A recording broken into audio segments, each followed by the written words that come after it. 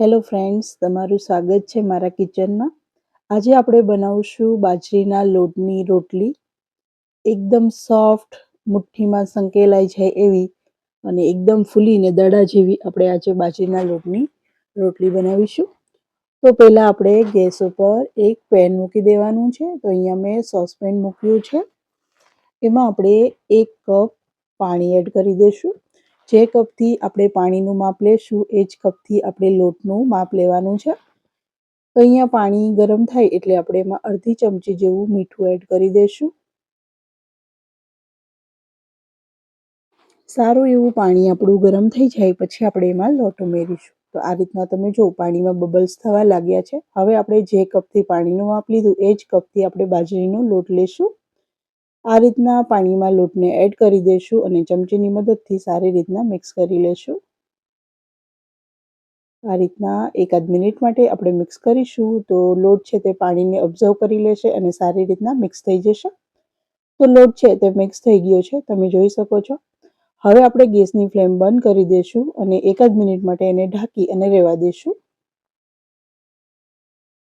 તો 1 થી 1.5 મિનિટ જેવું થઈ ગયું છે. આપણે અહીંયા એક પ્લેટ લીધી છે અને એમાં આપણે આ લોટને કાઢી લઈશું.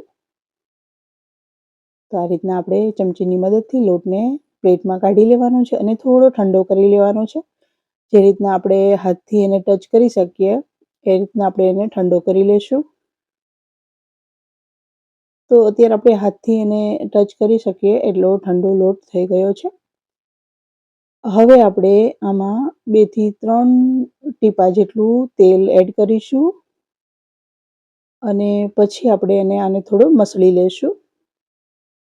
આપણે એકદમ હળવા હાથે લોટને મસળવાનો છે. 1 થી 2 મિનિટ માટે આપણે મસળશું એટલે આપણો લોટ છે તે સરસ રીતના એકદમ ચીકણો અને લચીલો બની અને તૈયાર થઈ જશે. જો આ રીતના આ પ્રોસેસ કરશો તો બાજરાના લોટની રોટલી છે તે વણવા ટાઈમે ના તો ફાટશે ના તો તૂટશે અને ફૂલીને દડા જેવી થશે.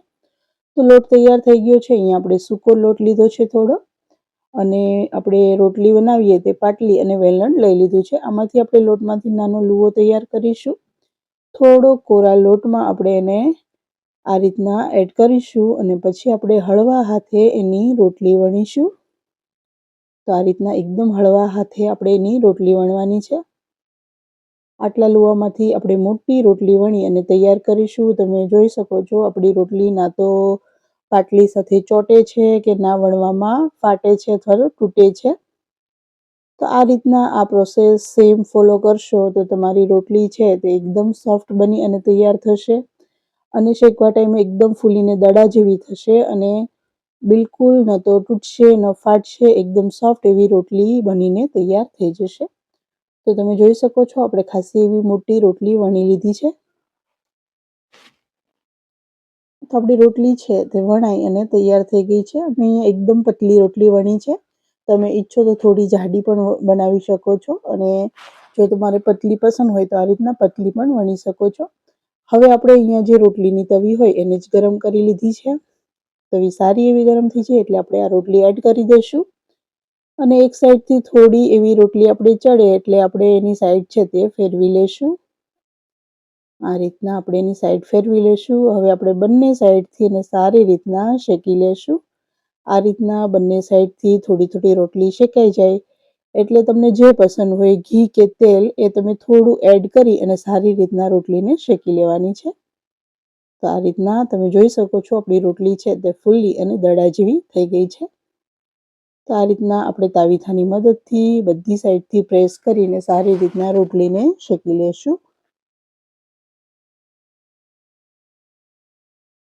તો આપણી રોટલી છે તે સારી રીતના શેકાઈ ગઈ છે. તમે જોઈ શકો છો એકદમ ક્રિસ્પી એવી આપણે રોટલી શેકી અને તૈયાર કરી લીધી છે. તમે ઈચ્છો તો આ સ્ટેજ ઉપર ફુલકા રોટલી પણ કરી શકો છો. આપણી રોટલી છે તે શેકાઈ અને તૈયાર થઈ ગઈ છે. આ જ પ્રોસેસથી આપણે બીજી રોટલી આ રીતના શેકી લેશું અને બધી રોટલી વણી અને આ જ રીતના શેકી લેવાની છે. તો આપણી બધી રોટલી છે તે આપણે વણી અને શેકી લીધી છે અને તમે જોઈ શકો છો એકદમ સોફ્ટ એવી રોટલી બની અને તૈયાર થાય છે. તો એકવાર આ રીતના બાજરીના લોટની રોટલી જરૂર બનાવજો અને મને કોમેન્ટ કરજો તમને મારી આજની આ રેસીપી કેવી લાગી.